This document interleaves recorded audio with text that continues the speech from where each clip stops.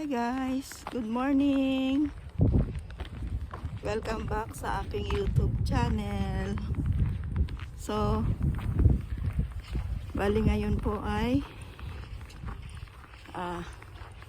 maaga akong aalis ngayon sa bahay at may pupuntahan akong kasamahan ko sa trabaho. Dali, uuwi siya ng Pilipinas ng Lunes. Pasyalan ko daw siya ngayong umaga.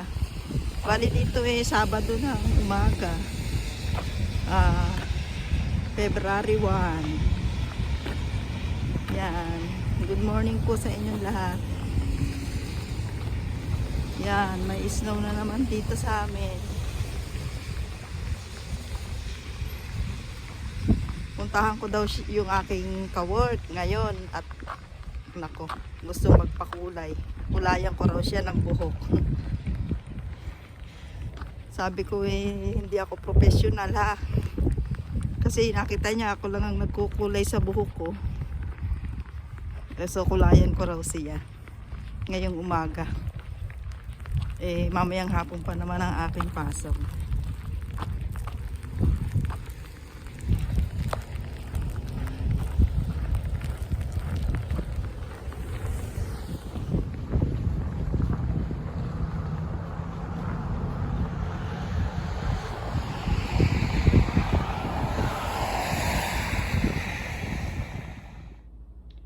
Guys, bali nakabalik na po ako dito sa bahay. Galing ako kanina sa aking katrabaho. Kinulayan ko yung kanyang buhok at gusto talagang magpakulay sa akin bago siya umuwi ng Pilipinas. So, hindi ko na po siya isinama sa aking video at ayaw nga niya munang magpa-video. Nahihiya pa sa video. So, bali ngayon, magluluto naman ako ng ulam namin para sa dinner. Maggagata ako ng puso ng saging. Hahaluan ko siya ng sitaw at malunggay at lalagyan ko ng danggit na galing sa Pilipinas at konting dilis. Ayan. So guys, bali mainit na. Ang pinainit ko na ang aking kawali. So luluto na ako ng aking lulutuin na ginataang puso ng saging. So lalagyan ko ng mantika.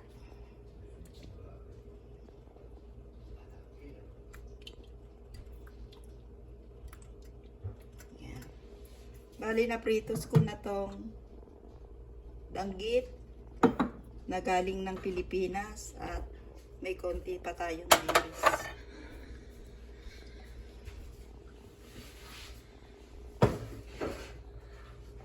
So mainit na ang ating kawali. Unahin ko na ang sibuyas.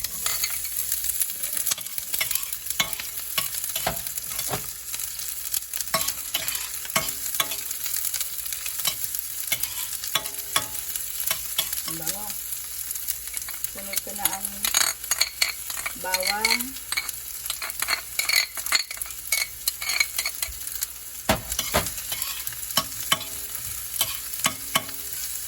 Bali, napiga ko na tong puso, nahugasan ko na, nilamas ko ng paasin. So, igigisa ko na lang. Yan. Ayan guys, gisang-gisa na ang sibuyas at bawang. So ilalagay ko na ang puso ng saging.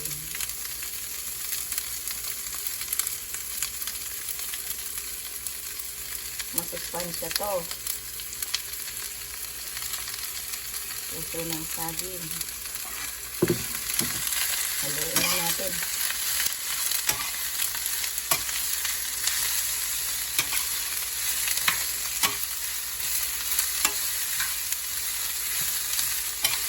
Para mas lumasa. Masarap yung matagal-tagal ginigisa ang mga sangkap ng lulutuin para lumalasa ang sibuyas at bawang. Yan guys, bali gisang-gisa na ang puso ng saging. So, matagal maluto ang puso ng saging kaya lalagyan ko na muna siya ng gata. Ito na naglalakot ang gata. Mamaya ulit. At meron akong natirang gata sa freezer. So, isasama ko na siya. Sayang naman.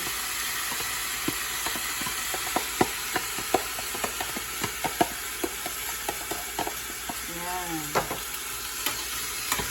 Haluin natin. Para lumasa ang gata.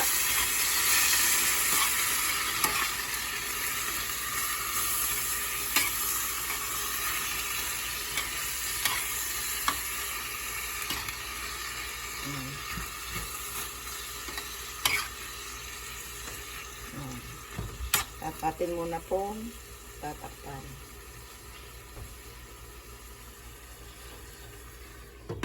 Yan. Para pagkulo, ilalagay ko na ang sitaw. Yan guys, update ulit sa aking nilulutong pinataang puso ng saging. Kumukulo na. Pwede nang ilagay ang sitaw.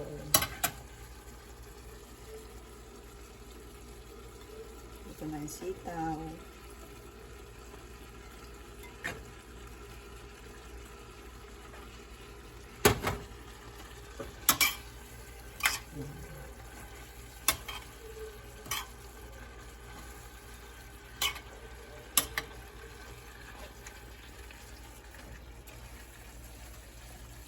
Lagyan ko na konting tubig.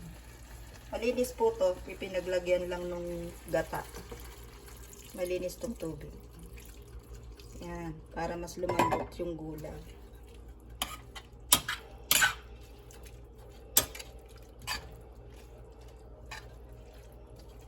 At pwede ko na rin siguro malagay itong dilis para lumalasa sa gulay.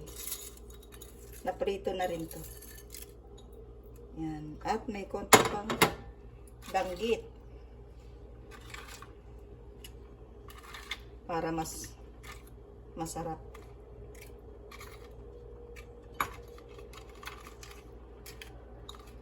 Yan.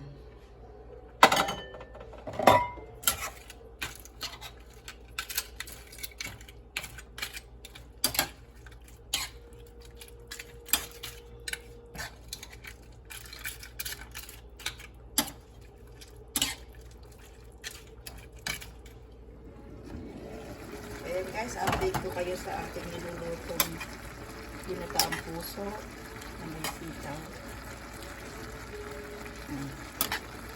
Malapit na maluto. Lagyan natin ng paminta. Dagdag na panlasa. Mamaya ko na siya lalagyan ng asin. Kasi baka maalat na yung danggit saka yung dilis. Baka masyado naman kung umaalat. So mamaya ko na siya lalagyan ng asin.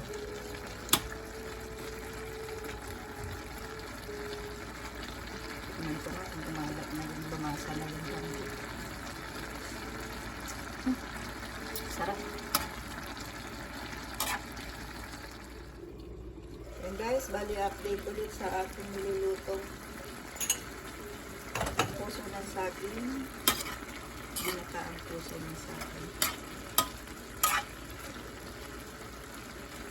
At ilalagay ko na ang dahon ng malunggay para mas masarap.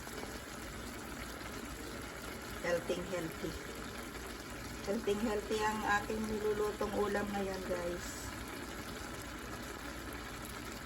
Pag ganitong nagkakaedad na ako, kailangan na nating magbawas-bawas ng mga karne. At dito po sa amin Kahit mahal ang gulay, kailangan natin kumain ng gulay. Kukunin ko mabuti yung dahon ng malunggay. At ang mahal ng dahon ng malunggay dito sa amin, pinoprosen ko pa to. Ilalagay ko sa freezer para hindi masira. Para hindi po masira ang mahal ng gulay. So, haluin ko muna.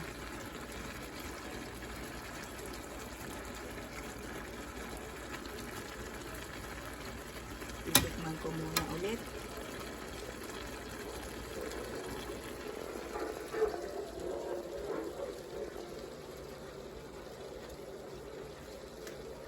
Ang sarap. Hindi ko pa naiilagay yung huling gata. Ang sarap na. Nasarap na. Pero dagdagan ko ng asin. Medyo nakukulangan pa ako sa alat. Yan.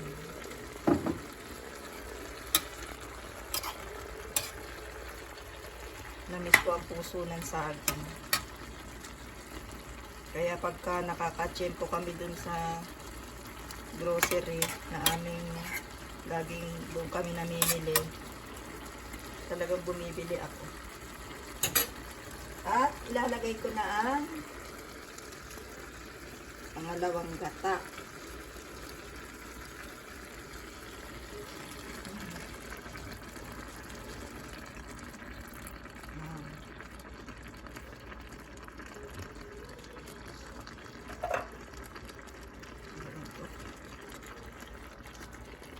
Haluin ko at para mas lumasa yung pangalawang gata.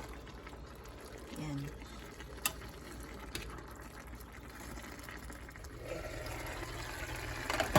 Yun guys, update na sa aking nilulutong puso ng saging.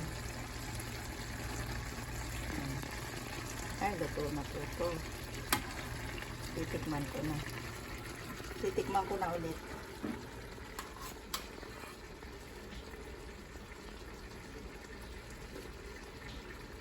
Sarap na.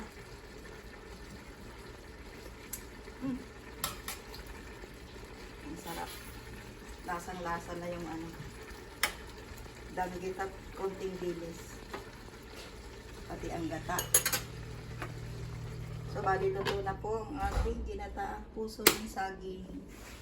At hanggang dito na lang po ang aking videos.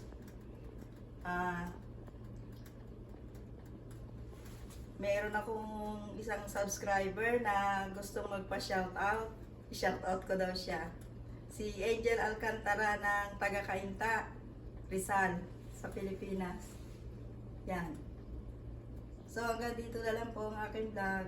Bye-bye po.